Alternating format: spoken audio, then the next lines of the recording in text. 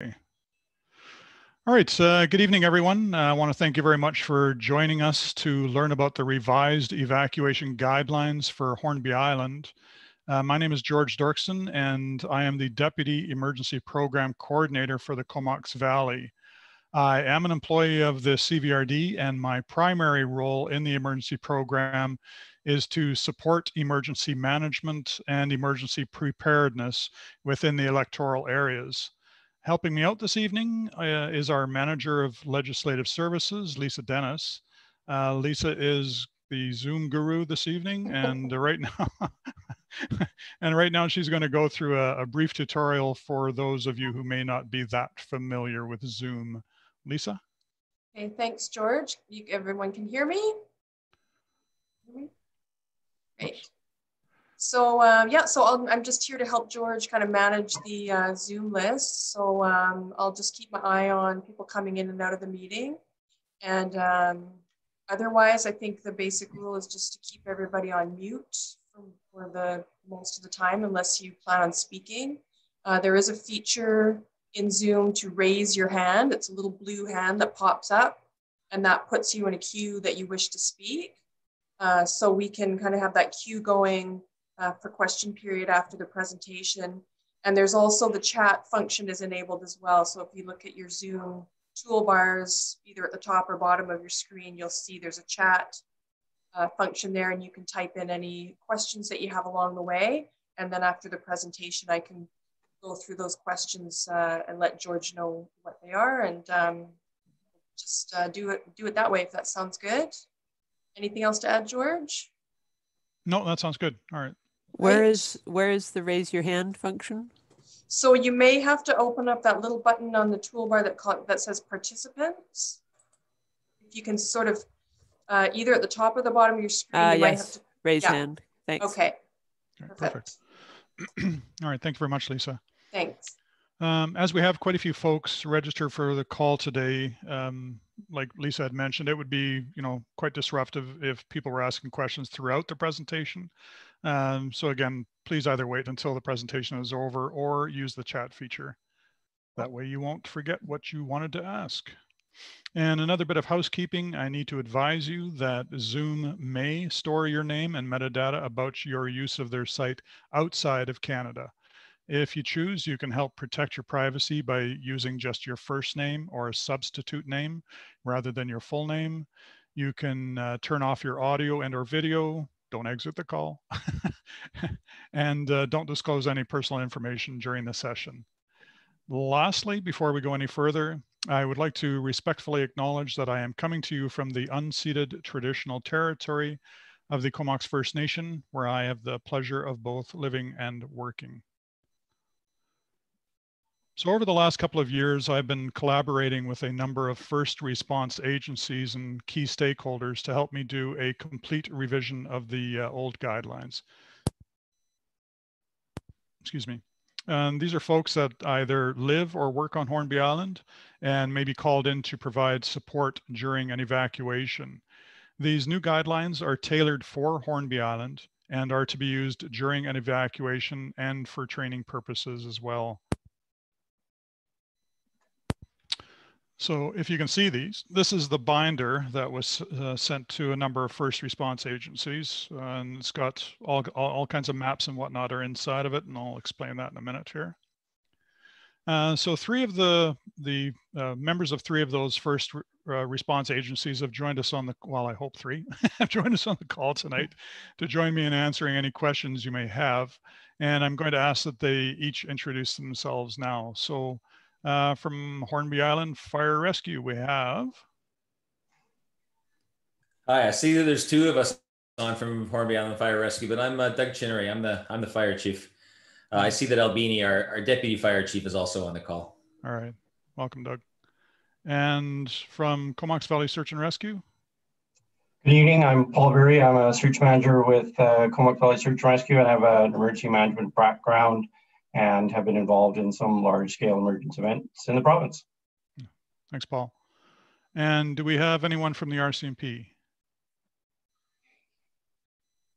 I know that Aaron Chamberlain I was conversing with him earlier today, actually, and he was planning on being on the call. So hopefully he'll be on later on. Okay, so let's begin the PowerPoint. I'm going to warn you right now that as the purpose of this presentation is a review of a 132-page document, this could get quite dry. So here we go. I'm not going letter by letter through this. Okay, at the outset, I want to say that these guidelines are just that. They are guidelines. They are not regulatory. There's no agency that has to follow what they suggest. They are simply a reference tool. All of the agencies involved during an evacuation will have their own protocols, their own policies, their own methods of communication, et cetera. But they may not be specific to evacuation, and it's unlikely that they will be specific to Hornby Island, which these guidelines are. They have been developed with an all hazards approach, meaning they have been designed to be usable in a variety of evacuation situations. However, having said that, there are very few hazards that Hornby might face that may result in an evacuation. The hazard that seems most concerning for residents of Hornby is a wildfire, and that was the primary hazard kept in mind when these were fashioned. I'll be covering each section of the guidelines, but as there is not enough time to cover everything, we will be focusing on the highlights. There is a public version and a confidential version. The only difference really is that there's the personal contact information has been removed from the public version, and you can download that the public version on the CVRD website if you like, and I'll show you that in a second here where it's located.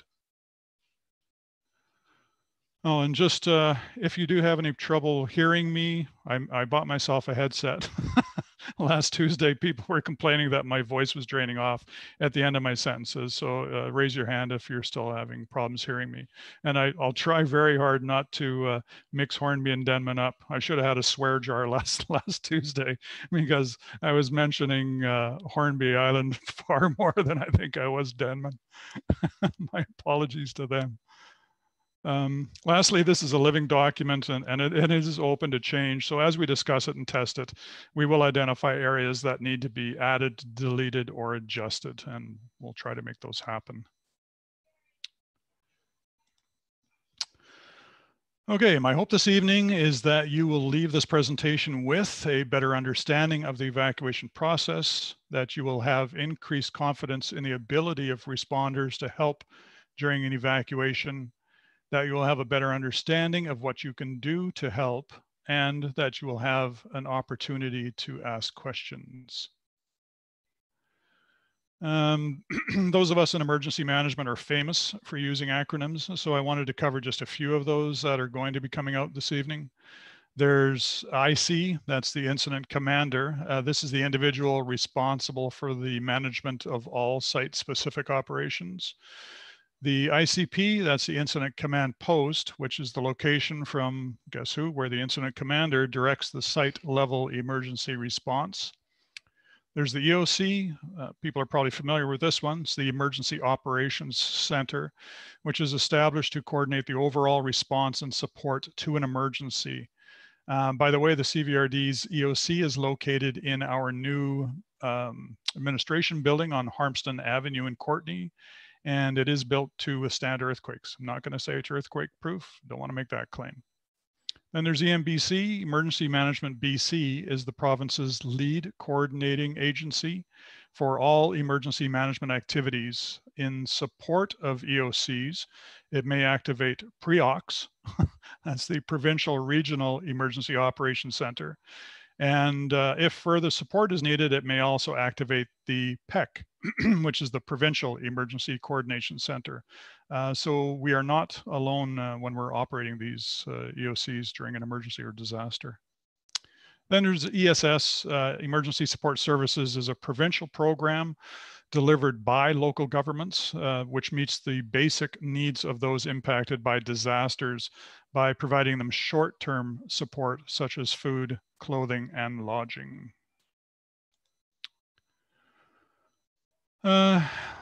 as I was going through my presentation last week, I realized I was saying things like the EOC would do this or we would do that.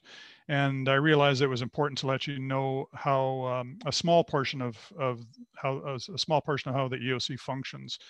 The EOC is made up of representatives from the local government, but it also includes many of the agencies that are also working on the front lines. So there may be someone in the EOC representing the fire departments, BC Wildfire Service, BC Ferries, Search and Rescue, et cetera, et cetera. They are each staying in touch with their counterparts in the field and relaying information back and forth. And that communication connection is vital. So how to reach the emergency program. I'm going to be mentioning the emergency program throughout this presentation. And if you want to get in touch with us, this is how to do it.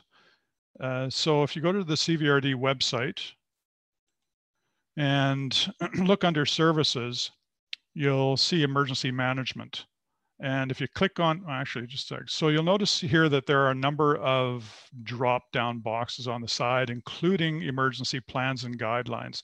This is where you would find a copy of these guidelines, and you can download a copy there if you choose. Anyway, so if you clicked on emergency management, it will bring up this screen where you can see our phone number and the contact form. The contact form is similar to the contact form is similar to sending an email. And that number there is our phone number for for Moray Avenue, which is where search and rescue works out of as well. We are in and out of there sporadically. You could also phone the CVRD's main phone number and they would connect us. Where am I here? Okay. Title page. Said we were going section by section, so here we go.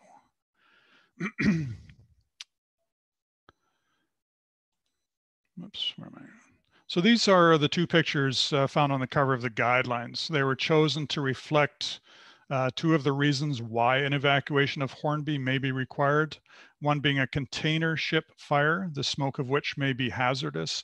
And the other is fire, which, as I mentioned, is a major concern for residents, particularly during the warmer months. These are operational guidelines, which means that they are meant to be used by first responders in the field and for training.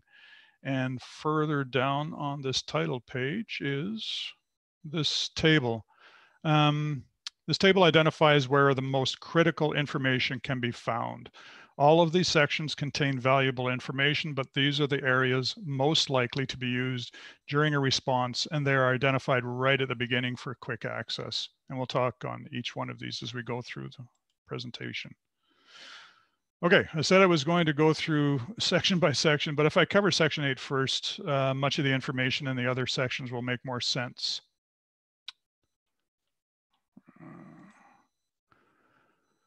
For the purpose of these guidelines, Hornby Island has been divided into 8 evacuation zones. The maps section includes this map, as well as each individual zone by itself. The guidelines were distributed electronically and in binder form, but the maps section was designed to be printed in 11 by 17 format, which makes them easily readable, and they fit into the binder that I showed you earlier, which might be easier to pull out and review at a scene.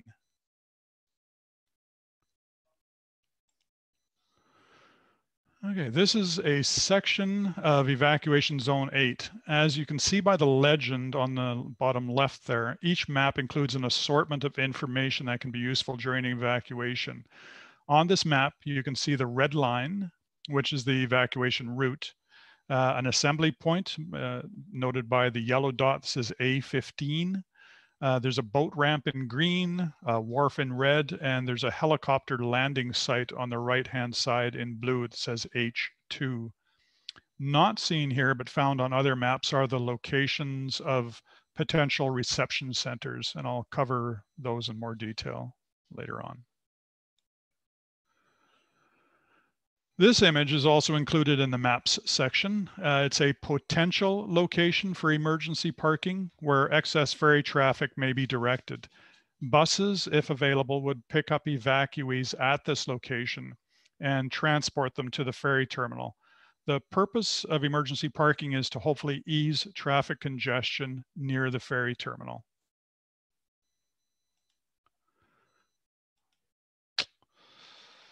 Okay, there are several pieces of legislation that allow for evacuations, such as the Fire Services Act, the Public Health Act, etc. But when a local authority needs to move people out of a community due to an emergency, such as a fire or flood, we find that power in the Emergency Program Act.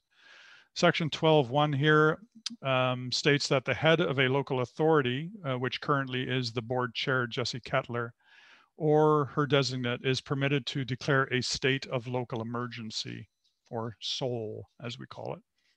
That SOL gives the CVRD access to 9 powers in the Emergency Program Act, one of which is the ability to cause evacuations.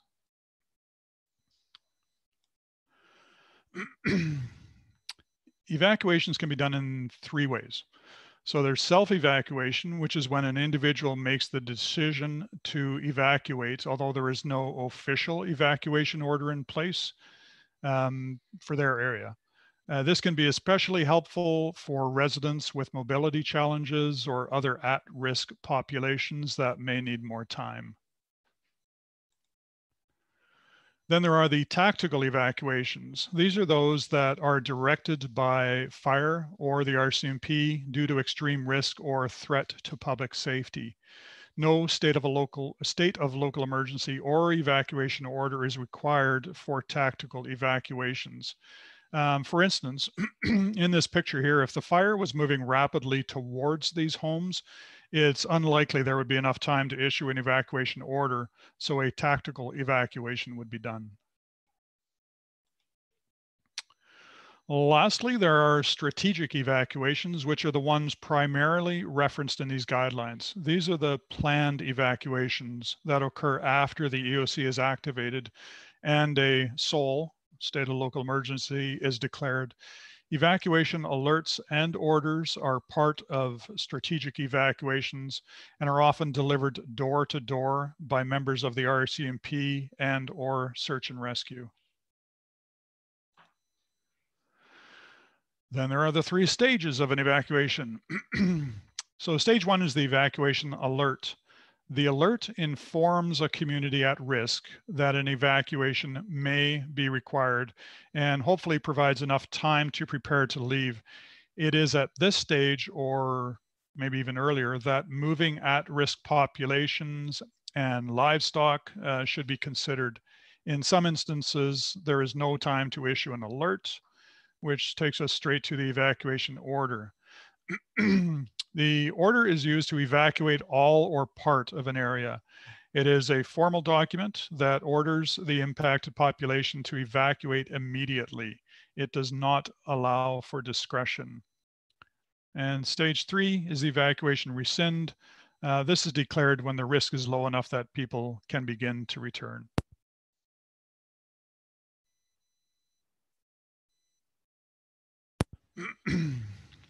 I haven't lost my voice yet. I'm doing good. Shouldn't have said that. Okay, sheltering in place. Although these guidelines focus on evacuations, an option for certain hazards is to shelter in place. It essentially entails directing residents to stay in the building they're in or to immediately find refuge in the closest safe building. Then they would select a small interior room with few or no windows and remain there until the threat has passed. Sheltering in place may give protection for hazards such as an earthquake, chemical or biological threat, or police incidents. There are a number of container ships and tankers that sail the strait.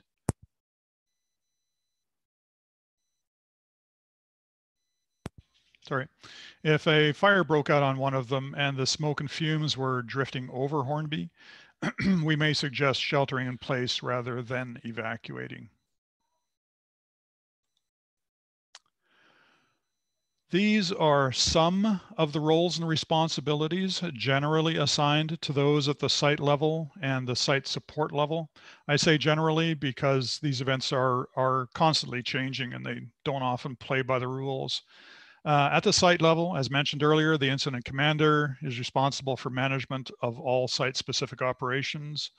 In determining whether or not an alert or order needs to be issued, the excuse me, the IC, and on Hornby, this could be Doug Chinnery, the fire chief, will provide information and recommendations to the EOC, including specific geographical boundaries of the area to be notified.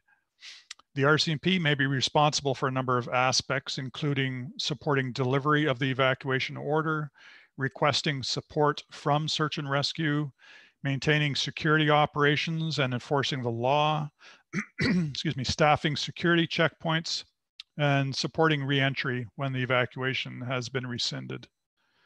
The local authority, that would be our EOC, the site support level, is responsible for declaring a SOL, preparing the evacuation alerts and orders, keeping the public, officials, and media informed, tracking and recording information, securing supplies and equipment, tracking costs and resources. Again, that's just a few of them. All right, in the guidelines, we look at 3 different segments of the population. There's a general population, which refers to the majority of people, those that have little to no difficulty understanding what is required. Then there's the at-risk population. This is those that have different needs than the general public and may not be able to obtain or understand information or evacuate safely on their own. Teams going door to door delivering evacuation alerts and orders will look for those that require assistance. If help is required and there isn't anyone else to assist, the RCMP, Incident Command Post, or EOC will be notified, and we would work on providing what's required. The alert or order will also have a phone number on it where people can call for assistance. That's assuming they're able to do so. The Hornby and Denman Community Healthcare Society recognizes the value of identifying at-risk individuals. In their home care program, they have clients on both Denman and Hornby that could be considered vulnerable. If appropriate during a crisis, the supervisor on duty will provide to first responders or the EOC details on where vulnerable clients may be located. As this information is private, the society will only share what they're legally able to provide or is reasonable under the circumstances. There is a chance that they may be able to provide information on the location of vulnerable adults who are not their clients, such as the homeless. Then there's persons with disabilities. They're going to face a variety of challenges when evacuating, depending on the nature of their disability and the situation. They may require assistance leaving a building or navigating over areas covered with debris.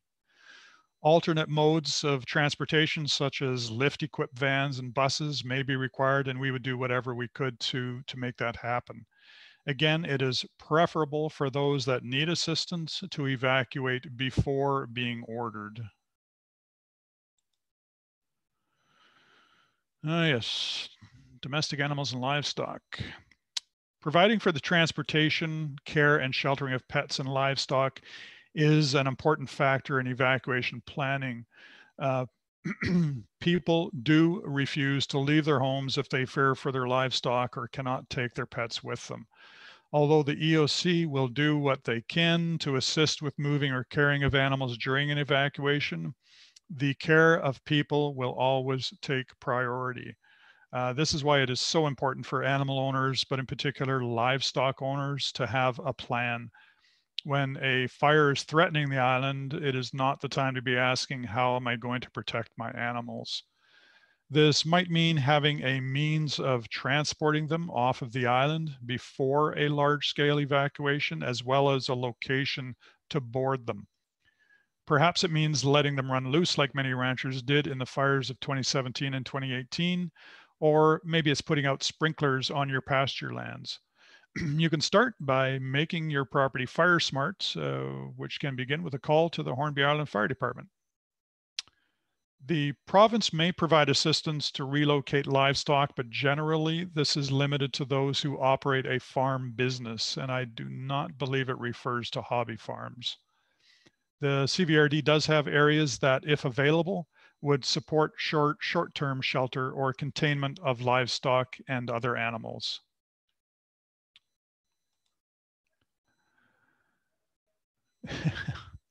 A few years ago, it was announced that airlines would begin allowing emotional support animals on their planes. If anybody followed this, it was assumed that this would mean a few more dogs or cats on flights, but people began to really push the envelope, bringing aboard pigs, turkeys, even a miniature horse and a kangaroo. Although we encourage evacuees to take their pets, please do not push the envelope. If you have a menagerie that just has to evacuate with you, evacuate early. Although the EPA, Emergency Program Act, states that local authorities, quote, will make arrangements for the adequate care and protection of livestock and animals, unquote, the ultimate responsibility to move and lodge animals remains with the owner. The EOC will work with organizations such as the Ministry of Agriculture, SPCA, CDART, that's Canadian Disaster Animal Response Team, ESS, and local veterinarians to assist where possible. Of course, qualified service animals are not considered household pets and must be allowed access to any location where the general public is allowed.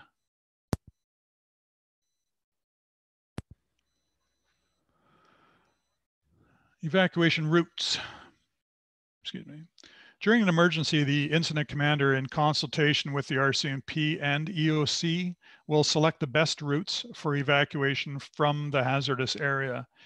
It is important to note that the routes indicated on these maps may be deemed unsafe or inadequate at the time of an emergency, and a new route could be identified. If changes in the routes are made, the EOC and field personnel are notified. Excuse me, on a side note, although the average vehicle capacity is 4 persons or more, during evacuation, 2 persons per vehicle is more likely. To reduce congestion on the roads and at the ferry terminal, we strongly encourage carpooling or use of buses, assuming they're available. Depending on the circumstances, having access to a boat may also be a good option. And if you're, excuse me, if you have room in your vehicle, please think about your neighbors as well. Maybe they might need some assistance in moving. At select locations in each evacuation zone, there are assembly points. Although most residents will use their own vehicles to evacuate, there are those that will not have a vehicle or will need assistance. These points are intended to provide a safe area to gather while either waiting for emergency personnel or to receive transport to a safer location, such as a reception center. The 15 predetermined locations on Hornby are recommendations only. Whether they are used or not will be determined by the RCMP and or IC based on a review of the existing risk. Do not assume that they will be used. On Hornby, just another side note here, on Hornby, one of the members of the Emergency Preparedness Committee, Amy LeBaron, actually took the time to drive to all of the assembly points with a bus driver to ensure there was enough room at each site for a bus to park and turn around. Thank you, Amy.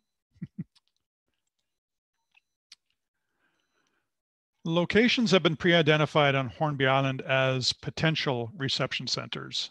They are intended to be a safe gathering place for people displaced from their homes as a result of an emergency or disaster. Excuse me. Here, folks may receive emergency support as well as information about the emergency. Depending on the need, ESS may be dispatched to these locations to register evacuees and provide referrals for items such as accommodation, food, and clothing. The particular reception center activated will be determined by the EOC in consultation with the IC, hope you're getting used to these acronyms, and or other community stakeholders.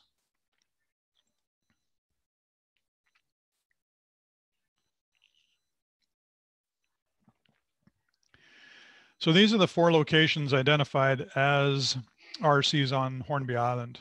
The number corresponds to the numbers on the maps. During an emergency, please do not respond to a reception center unless you have been directed to do so. The route to the reception center or the facility itself may not be safe, and it is very possible that a reception center may not be activated at all on the island. It will totally depend on the need and if it is safe to do so. Outside of Denman and Hornby, there are approximately 18 other reception centers identified across the Comox Valley. Section 2, communications. In this section, what we're really looking at is primarily how we communicate with the public. So we have who do we need to communicate with, what is the message we want to communicate, and how are we going to deliver that message. But in this section, we also touch on communication between those agencies involved in the field and the EOC. As I mentioned earlier, during an event, we would likely have representatives of each agency in our EOC, and they would be coordinating communication between the site and the EOC.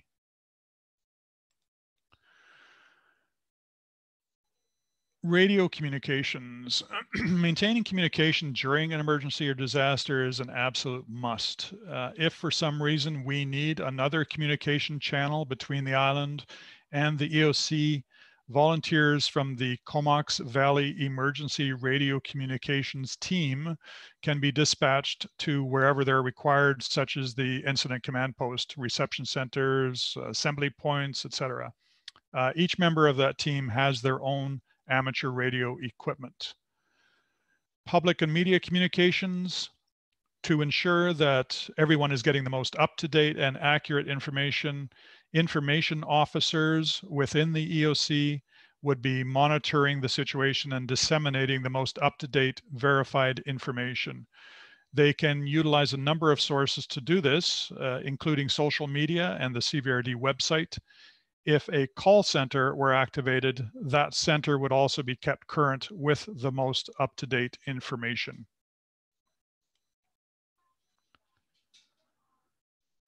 During emergency events, effective communication is key to ensuring public safety and confidence. We must provide accurate and up-to-date information through the most effective method possible.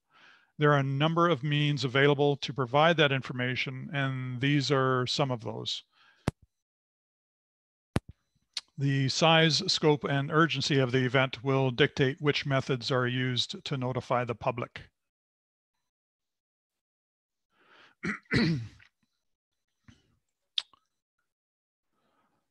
Okay, I'm going to turn this section over to Doug. If you're ready, Doug, go ahead. Sure. Good evening, everybody. Anybody who's had a close look at the plan will have noticed that there are plenty of checklists. And that's because when things are happening quickly and there's a lot of stress, checklists can be lifesavers. What you're looking at on the screen right now is an example, or is a sample of the evacuation checklist. This one was designed with the incident command in mind, or the local scene. And that person who's going to be using this checklist is likely to be myself or Albini. It'll be somebody involved in the fire service, or perhaps the RCMP, depending on what the incident is. The purpose of the checklist is to provide assistance and direction. It's a complement, but it doesn't replace the existing guidelines or the plans. It's not a detailed instruction manual, but it provides some key basic information. The idea is that you can go through quickly with a pen and check items off. It acts as a reminder about some things to consider. Some of the things that are in the checklist are requirements. Others are just suggestions. It's divided into 2 sections. The one that you're looking at right now, as I said, is for the site level, and there's another one for the site support level. Just to go back briefly to the what we were just looking at, there's 8 items on this slide. It's just a sample. There's over 50 in the checklist itself. So there's pages and pages of things. It's not really exhaustive, but it covers really the majority of the procedures that we need to do. Next slide. So this is the one for the site support level, or the EOC, which is likely to be at the CVRD offices. For both of these checklists, it's pretty unlikely that you would have to check off every item. In fact, it probably would be impossible to check them all off. There's so much stuff on these checklists. It's one of those sort of pick and choose kind of things. You evaluate a scenario, and you will go through the items on the checklist that applies to that scenario. And again, there's only 6 items on this checklist, but there's 57 on the list in total for the EOC. And it includes procedures for other agencies like the emergency support services, and also has information for the return of the evacuees. And and as incidents go along and we get more experience, things get added and changed and deleted, and the checklist always are being modified to reflect the way things could be done better. That's about it. Back to you, George. Yeah. All right. Yeah. Thanks a lot, Doug. So this is the full checklist. Now, if you just look at page 6 there, line number 14, you'll clearly see that I'm just kidding. I'm just kidding. I just put this here in here so you could see how large the checklist was spread out. And then we have door-to-door notifications. And I'm going to turn this over to Paul from Search and Rescue to talk about. Go ahead, Paul. Oh, you're on mute, Paul. I'm now unmuted. So at this point, once the evacuation orders have been issued, the RCMP would direct Search and Rescue to assist them with ground truthing, which is going door to door to ensure that all the residents within the defined evacuation area have been safely evacuated. And there is a logbook, which I think is the next slide. So each of the teams dispatched into the field, teams of 2 normally, would be assigned an area, and they would be completing this evacuation log as they move from residence to residence. It's important that the log be completed very efficiently in a detailed manner, so that the information can be returned back to the EOC so they have an accurate picture of who has left and what the status of that residence is.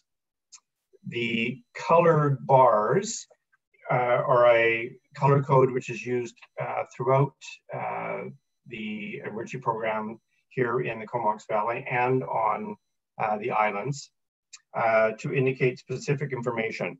And each of the teams would have a series of flagging. They all are marked with evacuation. And each of the different flags denotes a different piece of information. Blue indicates that no one was home when the team traveled to that residence. Pink indicates that they've been notified and they are ready to evacuate when ultimately ordered.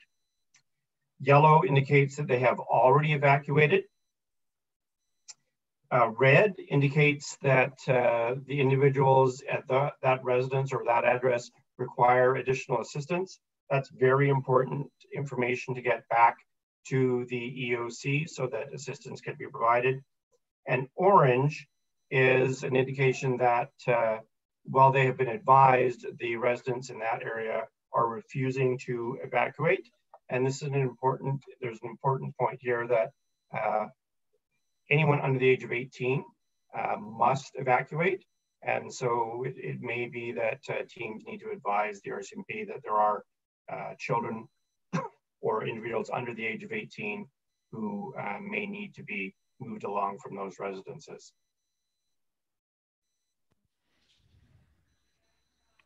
Anything else, Paul? Nope, that's it. All right, thank you very much. Then we have transportation. So the primary means of transportation during evacuation will be privately owned vehicles. However, some residents may not have the ability to transport themselves and their families out of a hazard area. It is critical that other means of transportation are identified and then provided as needed. If necessary, local authority buses, school buses, and private buses, such as the Blue Bus, would be staged on Hornby Island and then directed where needed. Those residents receiving evacuation alerts or orders need to be kept informed where buses will be so they can assemble there to obtain transportation. Some of our options are Watson and Ash in Comox, which is the company contracted by BC Transit to provide services locally for municipal and regional bus transportation. They have access to an assortment of buses, including those that are handicapped accessible. They may choose to send new buses and drivers or divert buses that are already in operation on the roads, or both.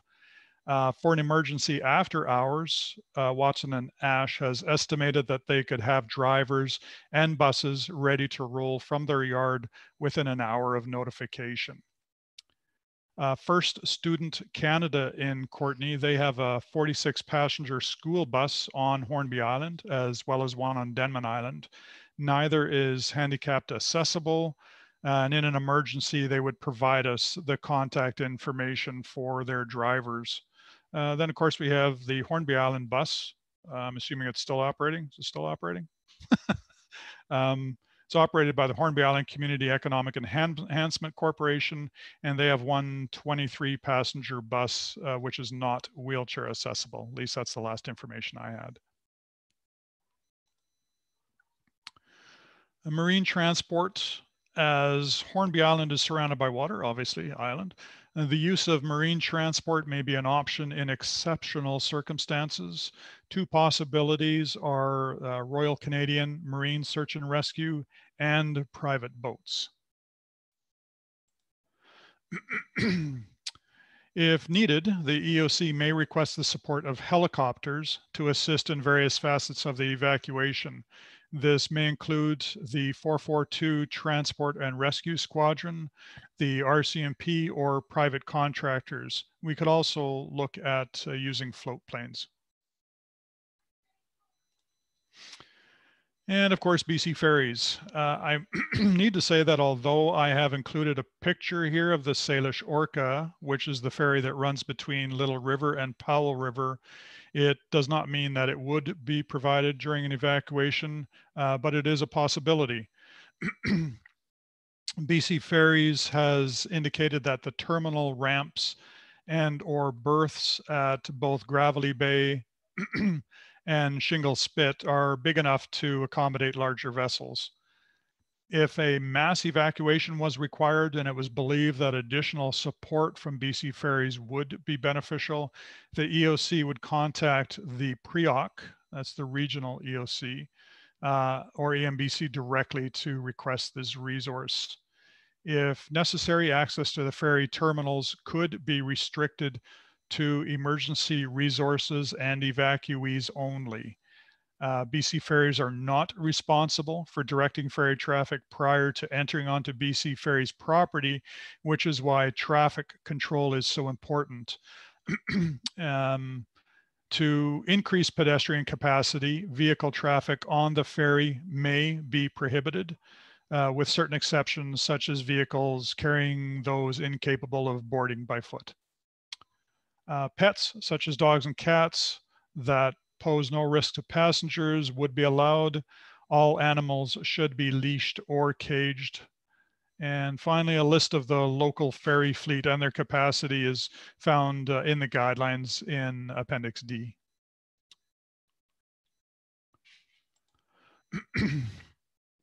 Traffic control.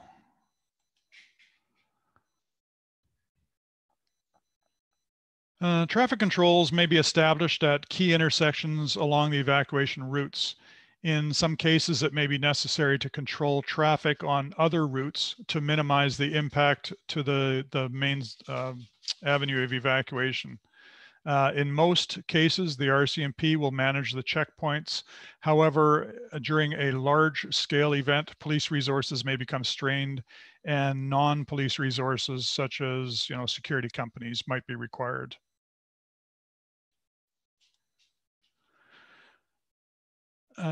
As an area is being evacuated, access control points and barricades may be set up. The objectives of access control are to provide a controlled area from which an evacuation can take place, to prevent entry to the evacuation area by unauthorized persons, to protect lives by controlling entry into the evacuated area, and to maintain security and law and order within the evacuated area.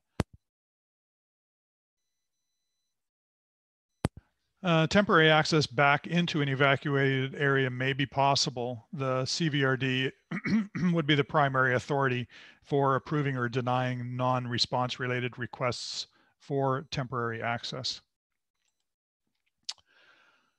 Choke points. This is synonymous with a bottleneck in the transportation system. During a large-scale evacuation of Hornby Island, the primary choke points would likely be the ferry terminal and the roadways leading to that terminal. The roadways must be kept free for evacuees and emergency vehicles, and vehicles arriving in the area of the ferry must be parked as efficiently as possible. If necessary, the pre-identified emergency parking location that I showed you earlier, the map, could be used, or other ones. This is a sample of the traffic control checklist, which was designed primarily for the RCMP and looks at the most efficient methods of controlling traffic and moving people off of the island. Like the evacuation checklist, it is not an instruction manual, just basic key information. There are 6 items noted on this slide, but there's a total of 42. And again, we can make additions and deletions as we need to. There are 8 forms in this section, which covers a variety of topics. The final page of this particular section is a list of the 15 predetermined assembly points for Hornby Island, which may or may not be used, depending again on the need and risk. Re-entry and recovery. There will be a lot of public pressure to rescind evacuation orders as soon as possible. This needs to be carefully balanced against what services will be available and the risks that the community may face by returning too soon. It is not uncommon during large events requiring evacuations to activate an EOC's Recovery Unit shortly after the event begins. When I say recovery unit, there's lots of different sections, branches, units within an EOC, and this is just one of them. Sorry. One of the unit's goals is to identify short-term relief, such as restoring utilities and debris removal, up to long-term actions that would include a recovery plan that would contain items such as the recovery of all infrastructure, social and economic recovery, and public and mental health support. In, excuse me, in areas where there has been considerable impact, it is not uncommon to open a one-stop recovery or resilience center to help connect residents with support programs offered by agencies like the Red Cross, the Salvation Army, Mennonite Disaster Services, Insurance Bureau of Canada, and Disaster Psychosocial Services. This is a list of some of the resources we have available to us that will help guide us through the recovery phase. And if you'd like to see them yourself, you can just do an internet search for EMBC, Local Emergency Guidelines, and it should be the top result there. You'll find the links to these and several more.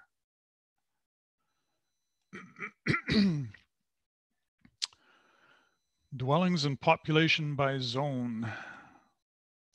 So section 9 includes an estimated number, a rough estimate, number of dwellings and population according to zone. This information can be helpful in a number of ways, including determining the number of people that may be evacuated from a defined area. This in turn will help identify transportation needs, what traffic control might be necessary. Do we need 1 or 2 reception centers or none at all, or do we need maybe group lodging? Although the 2016 census indicates Hornby has a population of 1,016, Islands Trusts believes that this likely quadruples or more in the summertime. And lastly, we have resources. I think we're just about online here for 1 hour, which is good. So in the resource list, there are 20 main headings, 32 subheadings, and 75 different resources. This slide shows the 32 subheadings. It is a detailed list of resources that could be helpful to both first responders and the EOC. Many of them are generic, but many are also specific to Hornby Island. And I want to thank the Hornby Island Emergency Preparedness Committee, Doug Chenery, David Wiseman, for providing much of the information on this list. This is a sample of the ground transport section of the resource list, showing the bus resources that we covered earlier. And we are done the guidelines. Now I'm just a second here. Okay, so emergency plans and guidelines need to be tested, and the best way to do that is through exercises. And the experience gained during exercises is the best way to prepare for an actual emergency. With that in mind, we intend, and I say we, meaning the emergency program. I haven't even told Doug about this yet. With that in mind, we intend to hold a tabletop exercise for each island in 2021, followed by a larger exercise in 2022. There will also be a full review of the guidelines in 2022 to ensure that they're kept up to date. And in case anybody's wondering, tabletop exercises are discussion-based sessions where participants meet in an informal setting to discuss their roles during an emergency and their responses to a particular emergency scenario.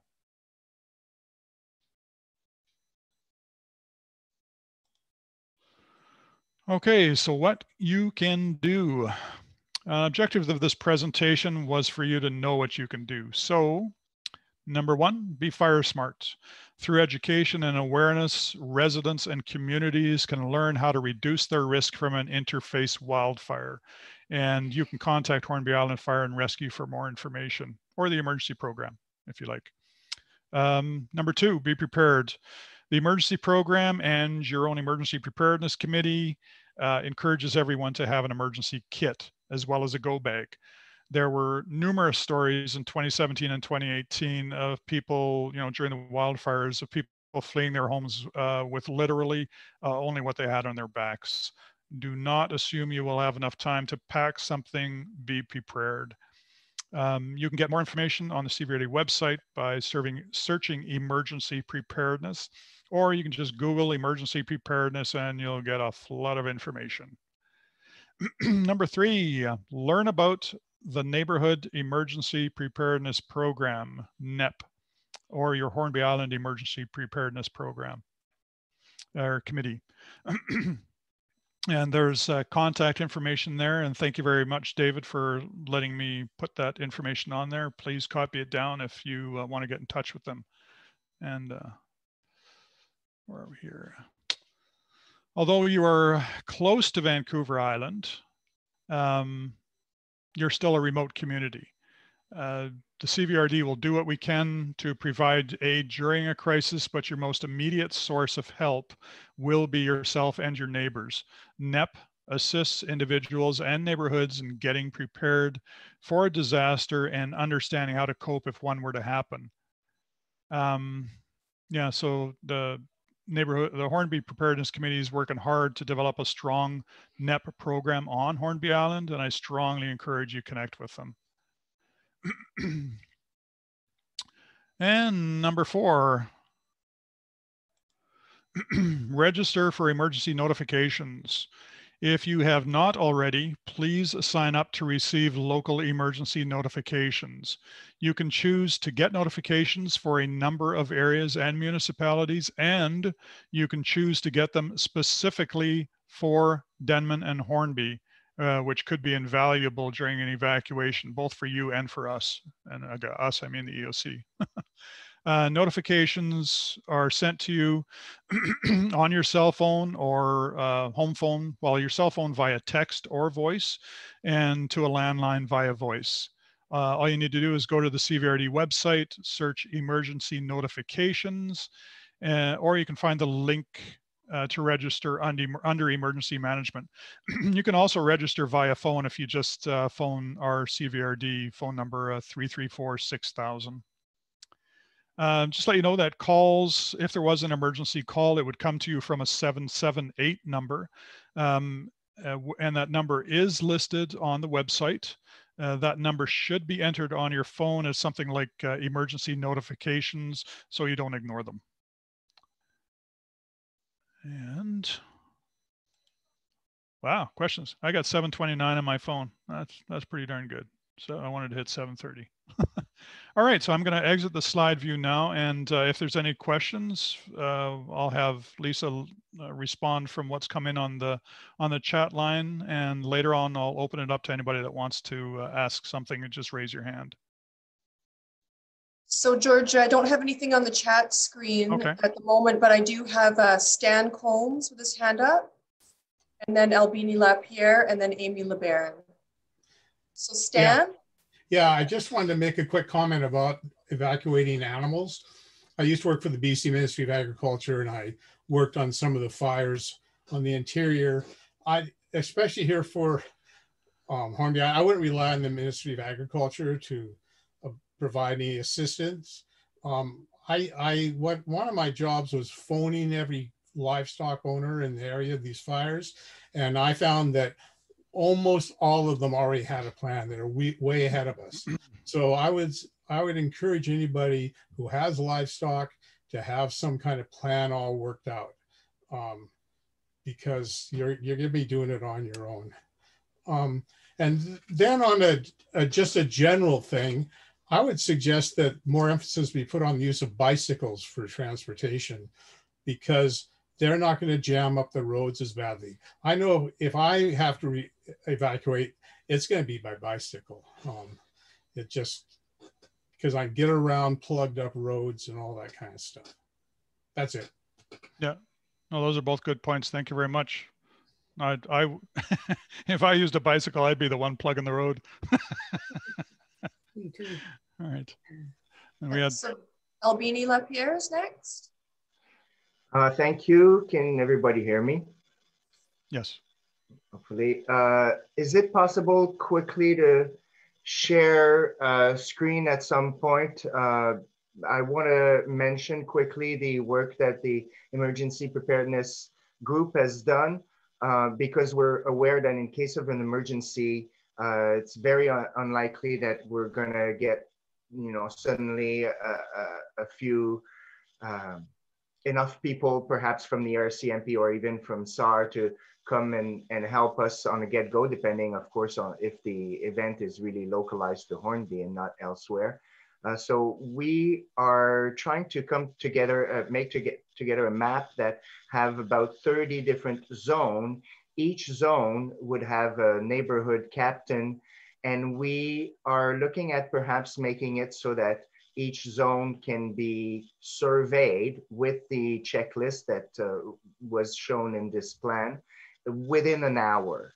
We figured if we could figure out, if we would have about 30 different volunteers that would be trained to do such a thing as rapid damage assessment, then we would have them going around with the radio to be able to communicate to a central point where the emergencies are and what type of emergency the fire department can then dispatch their resources. We have done one practice with the fire department, 3 people from the general public who had been trained with the radio, and a few volunteer who just played the victim or the patient in the scenario.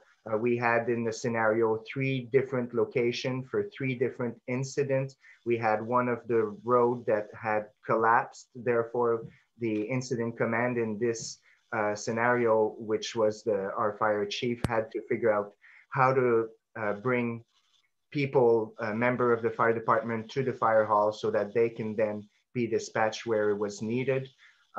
So I guess I just was quickly would like to show maybe to everyone there in a quick second what type of map that we've been working on and what it would look like, because our best case scenario, we would like to be able to ask the regional district to print a big map for the eventual 2021 tabletop exercise.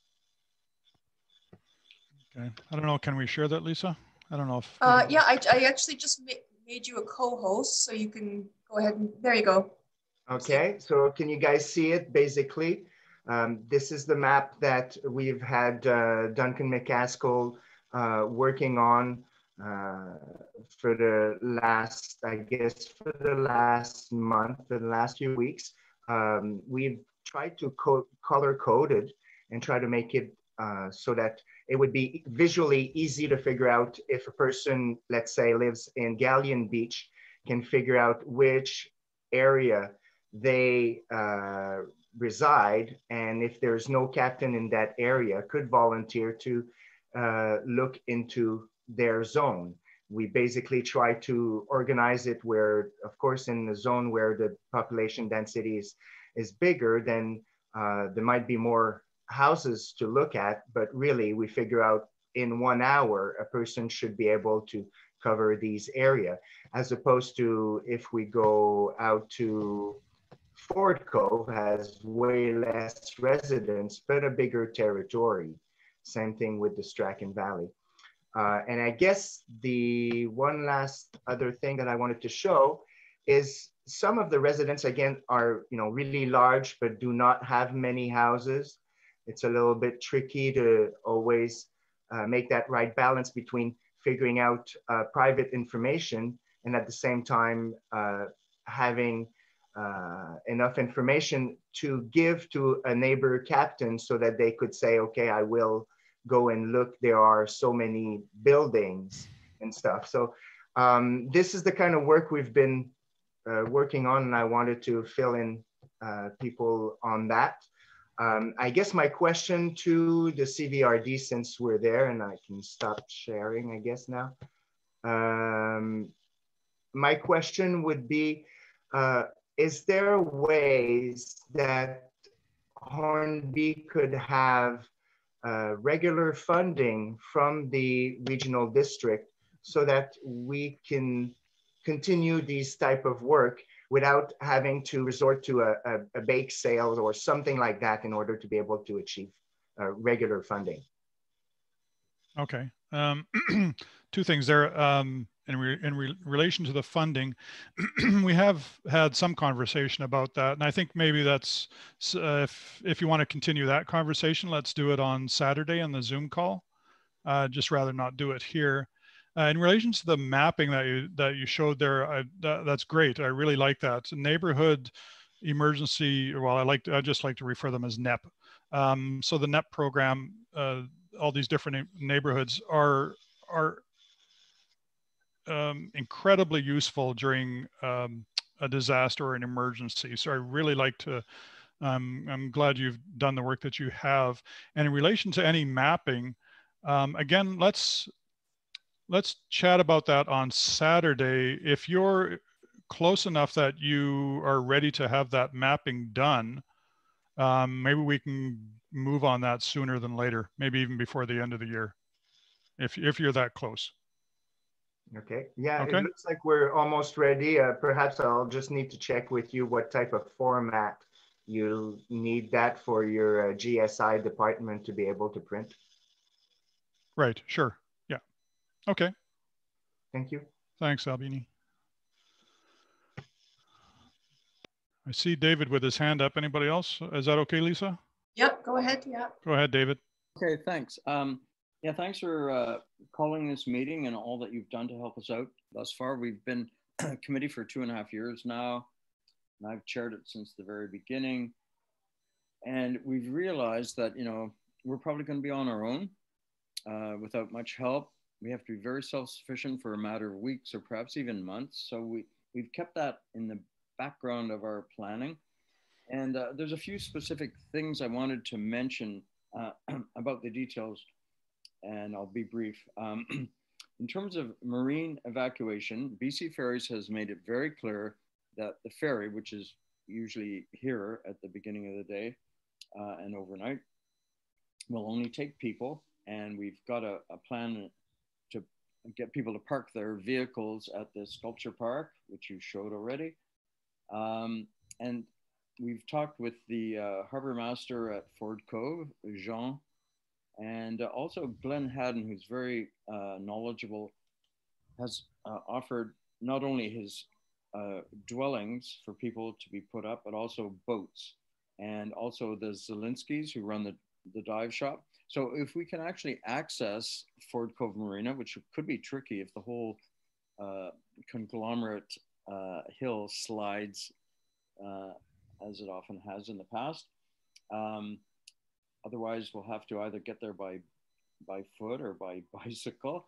But that's one of our options. But it is dependent on the hill being accessible. So I just thought I'd mention that detail. And I have some questions. These forms that you showed us, and I've got them here in the binder. One, for door-to-door forms, like we don't have any forms like that. Can they be provided by the CVRD so that we can get out to the neighborhood teams? And secondly, the forms related to assembly point assessment. Can we get those forms? Because we don't have them. And otherwise, we can talk more about some of the other details on Saturday. Okay. As far as the door-to-door forms, I can answer that. Do you want to take it, Paul? I can just say that there is a complete kit available on the island. It is housed at the fire department. It contains all of the forms, clipboards, pens, pencils, the checklist for the community. Yeah, and I'll further say that we want to be really careful about other neighborhoods getting their hands on these forms unless they're well trained in advance. And the reason I say that, and we had the same conversation with Denman, is if you have communities that are going out and doing these checklists themselves, and perhaps even putting the ribbons, different colored ribbons on doorways and whatnot, then if you have like search and rescue or the RCMP coming through later on, they might look at those and assume that search and rescue or the RCMP, another team, has already been through that region and they do not have to knock on these doors. And we want to make sure that whatever vital information is on those forms, such as people refusing to leave or people who need assistance, gets back to the people that can make a difference for those that do need that help. So it's, we want to be careful. Okay, I get it. And we have to do a training session, obviously, before these are put in people's hands. Yes, and there's also the possibility too that, your committee or maybe some of the neighborhoods themselves could be trained at the time to assist teams that are going out. Yep, I get it. Thank you. Okay. All right. Thanks, David. So George, I've just shared a message from Amy LeBaron. She's left her phone number and her email for anyone that's interested in being NEP captains. And if you open the chat function, you'll see that I've put her information there. That should be available to everybody. Okay. And I don't see any other hands up or any other questions on the chat. Unless anybody just wants to put your hand up to speak. All right. You don't have to, but you're free. You're welcome to. Albini, again, go ahead. Well, I don't want to take too much of the talking stick, but I also work with the radio station here, our local radio station on Hornby. We're again in the process of implementing a automatic messaging system that's required by CRTC. But also this system would basically overwrite our regular programming in case of emergency to announce a message that's been pre-recorded and pre-authorized by the government or the agencies that that regulates those things. So I'm hoping that by next year we have solved the issue of funding this program system.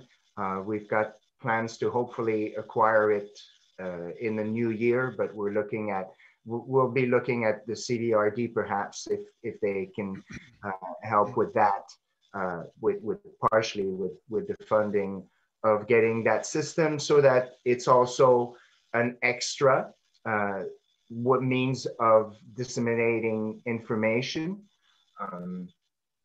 And then, as I mentioned earlier on, when we had an exercise with the fire department, I also had a person going to the radio station to pass on a special announcement that needed to be done. So because the radio station is right next to the fire hall, there is a little bit of a protocol in place so that official information that requires passing on to the community can be passed from the fire department directly in the hands of a person who's at the radio station.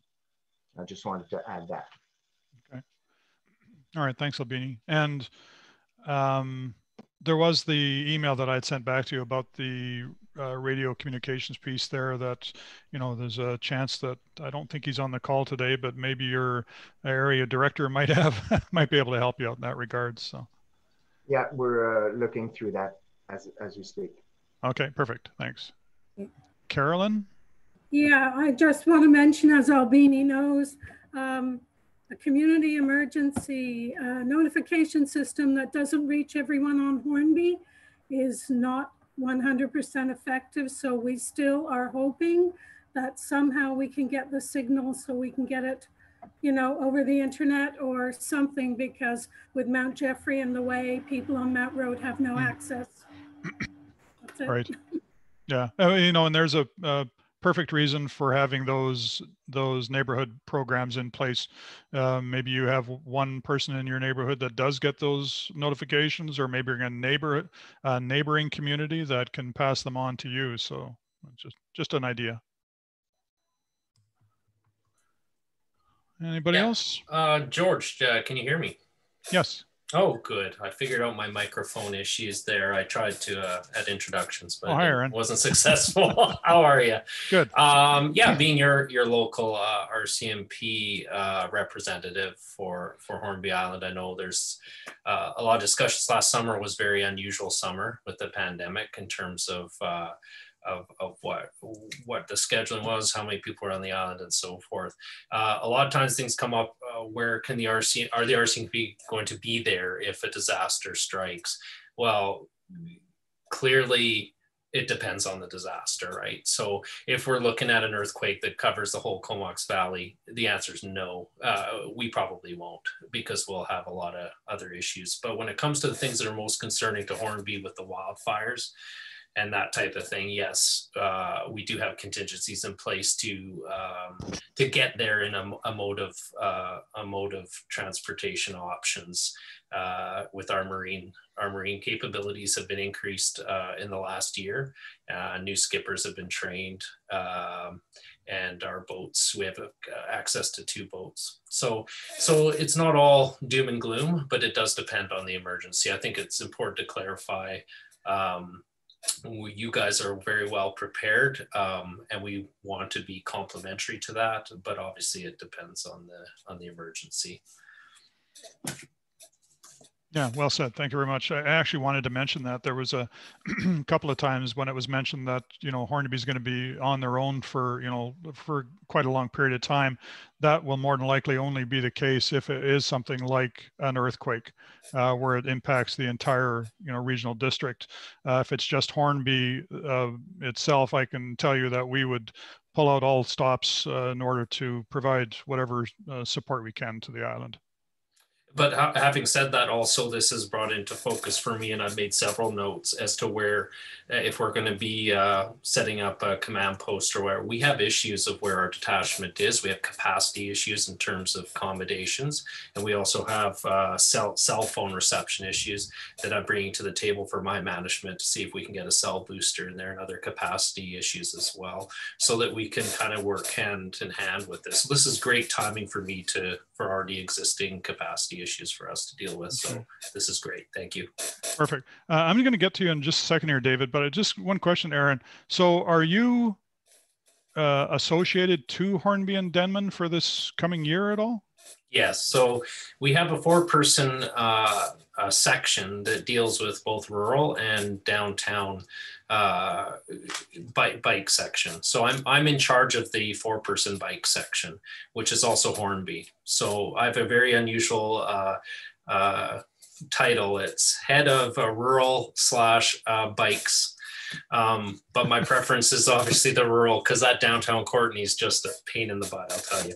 So anytime I'm on Hornby is a great day. So what we have is the schedules that you guys are familiar with mostly in the summers, that has been repeated, I think, as well at times recently, is sort of, we will be having a planning discussion before the summer with the CVRD and other stakeholders as to what that structure is going to look at. As some of you know, we're also looking at increasing our accommodations capacity at the detached as well. So we're really looking for next year as being back to normal in some senses. The winter months, we have a regular presence as well. It's just not as regular, and we don't advertise that. So you'll see us when you see us. I know when the next visit is, but most people don't. But that is us. Yes, it's myself, and I have 3 constables under me, and we rotate, and 1 reserve constable that used to be a staff sergeant of the Marine section in the RCMP. So he navigates the boat most of the time, and he's there as a partner. So you do start, I like that, because you start to see the same faces, and then you start to have those relationships that are crucially important. And I've really enjoyed it. Only been here 6 months through the summer. I'll be here for next summer as well, all the way through the winter. And next summer, I'm your man. So don't worry about that. Contact me, stop me if I'm grabbing a coffee, chat with me, and then we'll go from there. Excellent. Good to know. Thank you very much, Aaron. David? Oh, I just wanted to say that, from the beginning, when we started this committee, we've been looking at the worst case scenario as the foundation of our planning, realizing that, it has to be modified depending on what the critical incident is. But that's been the foundation from the beginning. Yeah, and emergency management, emergency planning should be based on worst case scenario. You're right. Thank you. Okay, thanks. George, I think John Grayson's trying to get in. Okay. Say a word. Sorry, John. Go ahead. You're going to have to unmute yourself there. Thank you, sir. Appreciate that. I'm the vice chair of HISEEK with the portfolio for high-speed internet connectivity for Hornby Island. We're in the process of working with our local area director in terms of coming up with a way to finally solve the blackout areas we have in terms of communication. The radio station does not reach all of the island.